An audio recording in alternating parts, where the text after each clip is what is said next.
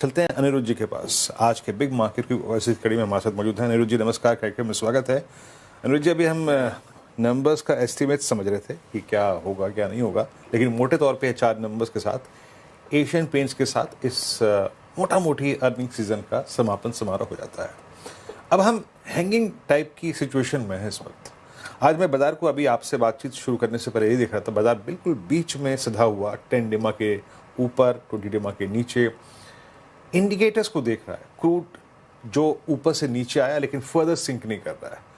एक दिन की छुट्टी है, इसलिए स्केप्टिकल है कि माइट बी यूएस क्या करेगा क्या नहीं करेगा। आपका सेंस क्या बन रहा है? मार्केट किस चीज़ के लिए प्रिपेयर कर रहा है अपने आप को, और क्या 113, 115, 110 का क्रूड अब इस प्राइस में है? नहीं, आई थिंक ब्रॉडली अगर हम इंडेक्स को देखें, अगर मैं ये 3 इंडेक्स देख लूं जो large cap, mid cap and small cap index है, आई थिंक एक चीज जो बहुत ही एविडेंट दिख रहा है कि मार्केट को अभी इंडेक्स से ज्यादा इंडिविजुअल कंपनीज पे फोकस है।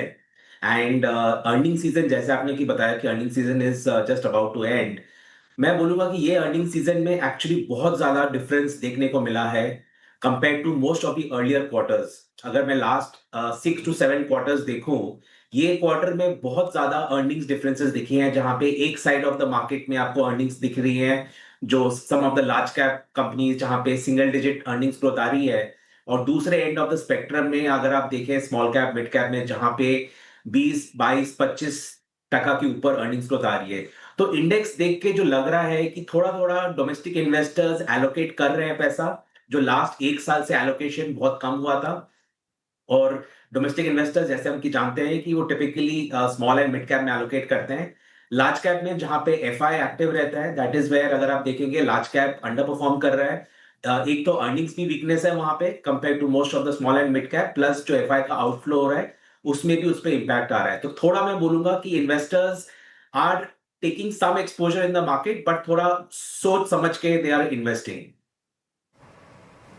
Right Aniruddh ji, good afternoon. Shreya बात कर रही हूँ। आपने कहा सोच समझ के इन्वेस्ट कर रहे हैं इन्वेस्टर्स, तो ऐसे में सर स्टॉक स्पेसिफिक आइडियाज या स्पेसेस के ऊपर आप अपनी राय क्या रखेंगे? हमने 2 स्पेसेस में अच्छी खासी तेजी देखी। एक तो ये पूरा पावर इक्विपमेंट स्पेस, चाहे हम सीजी पावर की बात कर रहे थे, हिताची एनर्जी की बात कर रहे थे, सीमेंस, एबीबी अच्छी खासी तेजी के साथ, और ये जो ईवी स्पेस है, एक्साइड की बात की हमने, और भी कई सारे ईवी रिलेटेड स्टॉक्स में अच्छी खासी तेजी है।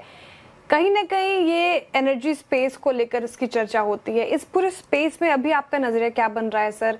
क्या आने वाले समय में ये एक बड़ी थीम साबित हो सकती है? एब्सोल्युटली श्रेया, तो आई विल से कि जो हमारा ये जो पूरा स्पेस आपने जो एलैबोरेट किया अभी, ये स्पेस पे हम लोग लास्ट 2 साल से बहुत बुलिश रहे हैं। एंड अगर आज के दिन में मैं मेरा पोर्टफोलियो देखूं जो हम लोग अपने इन्वेस्टर्स के लिए मैनेज करते हैं, ऑलमोस्ट 16 to 18% हमारा एक्सपोजर है इनटू दिस वन सेक्टर, जो पावर कैपेक्स का सेक्टर है। नाउ ये एक ऐसा सेक्टर है, अगर आप देखें कि ये ऐसा नहीं है कि सिर्फ 1 या 2 क्वार्टर का प्ले है, ये मल्टी ईयर प्ले है। मतलब इंडिया में इतना पावर कैपेक्स हो रहा है जो मैं बोलूंगा हम लोग ने लास्ट 20 साल में नहीं देखा है, जितना पावर कैपेक्स अगले 4 साल में होने वाला है। एंड ये बहुत बड़ा फैक्टर है कि इसमें प्लेयर्स जो है बहुत सिलेक्टिव प्लेयर्स है, एंड बहुत सिलेक्टिव प्लेयर्स है जो एग्जीक्यूट कर सकते हैं सच लार्ज ऑर्डर्स। तो इसीलिए जो पूरा सेक्टर है, मैं बोलूंगा कि अगर आज के दिन में, इनफैक्ट ये मैं आज सवेरे किसी से डिस्कस कर रहा था, काफी लोग बोलते हैं कि India has missed the bus of the AI rally.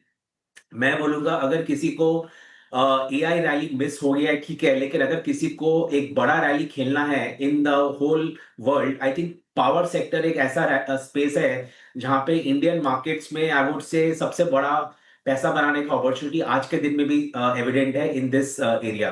तो definitely we remain bullish on this, and investors को अगले 2 से 3 साल के व्यू से इसी सेक्टर को डेफिनेटली एक्सपोजर बढ़ा के रखना चाहिए। जी, power space super swing provide करता हुआ, पावर के लिए, ट्रांसमिशन डिस्ट्रीब्यूशन के लिए, कुछ हद तक कैपिटल्स के लिए, तीनों का समावेश होता है यहाँ पर। अनिरुद्ध जी, एक और चीज़, कमोडिटीज़ में मेटल्स, ठीक है 1-2-3% कहीं 10-15 दिन में गिर गया और बात दूसरी है। बट इस 6 साइकिल में सबसे प्रॉमिसिंग अगर आप देखें कोई इंडेक्स कमोडिटी रही है तो वो metals, ferrous, non ferrous, both doing well. आपका टेक क्या है? क्या ये मोमेंटम जारी रहेगा अभी? Absolutely, so we are also quite bullish on the whole the metal space, क्योंकि मेटल एक ऐसा सेक्टर है, वो टिपिकली अगर आप देखेंगे 4-6 महीने से ज्यादा एक्सपोजर लेना बहुत डिफिकल्ट होता है, क्योंकि ये ऐसा सेक्टर है जहां पे 6 मंथ का प्ले रहता है। बट ये वाला जो करंट साइकिल है, आपने बहुत ही परफेक्टली आइडेंटिफाई किया है। ये जो करंट साइकिल है, इसमें मैं बोलूंगा जो ग्लोबल मेटल अप साइकिल है, ये डेफिनेटली ये 4-6 महीने वाला नहीं है, but I think this will be a much longer the metal cycle, because I think disruptions काफी हुई है, डिमांड बढ़ रहा है, एंड आई वुड से कि ये एक स्पेस है डेफिनेटली इन्वेस्टर्स को एलोकेशन रखना चाहिए। हमारे पोर्टफोलियोज में भी मेटल एक्सपोजर है। काफी सारे ये कंपनीज ऐसे हैं जिनका प्रॉफिटेबिलिटी नंबर्स बहुत बड़े नंबर्स आ रहे हैं, जो हम लोगों ने बहुत टाइम से नहीं देखा है। तो ये प्रॉफिट साइकिल बहुत बड़ा हो रहा है for the metal space, and I think इसको भी राइट करना चाहिए। मेटल स्पेस पर भी बुलिश नजरिया आपका, अनिरुद्ध जी। अच्छा, अक्सर हम बात करते हैं कि मार्केट में क्या लेना चाहिए, सर एक महत्वपूर्ण सवाल ये भी होता है कि क्या नहीं लेना चाहिए, या फिर कौन से स्पेसेस को थोड़ा अवॉइड करना चाहिए। कौन सा स्पेस सर इस मार्केट में आपको रेड फ्लैग नजर आता है? I will say Shreya, typically मैं आपने जो पॉइंट बोला, मैं ये पॉइंट हमेशा इन्वेस्टर्स को बोलता हूँ कि सबसे बड़ा पैसा उस टाइम बनता है अगर आपने वो सेक्टर्स को अवॉइड किया जहां पे पैसा डूबने का स्कोप ज्यादा है। सो आई वुड से आज के दिन में भी आई वुड से पैसा डूबने का स्कोप, बट मुझे लग रहा है कि जो अंडर परफॉर्मेंस वाला स्पेस है, आईटी एक स्पेस है जहां पे अंडर परफॉर्मेंस कंटिन्यू हो सकता है। दूसरा एक स्पेस है is the banks, private banks. Valuation attractive है, दोनों सेक्टर में वैल्यूएशन बहुत अट्रैक्टिव है, प्राइवेट बैंक्स एंड आईटी में वैल्यूएशन देखेंगे तो लगेगा कि डेफिनेटली बाय करना चाहिए। बट मैं बोलूंगा कि बाकी स्पेस में अर्निंग्स ग्रोथ इतना स्ट्रांग है कि ये आईटी का अर्निंग्स ग्रोथ और बैंकिंग का जो अर्निंग्स ग्रोथ है, it is not giving me confidence कि किसी को यहाँ पे ओवरवेट होना चाहिए। Equal weight to under weight is okay, but definitely not overweight. So IT for me is an avoid even now. IT अभी भी आपके लिए अगर आप देखें अवॉइड है।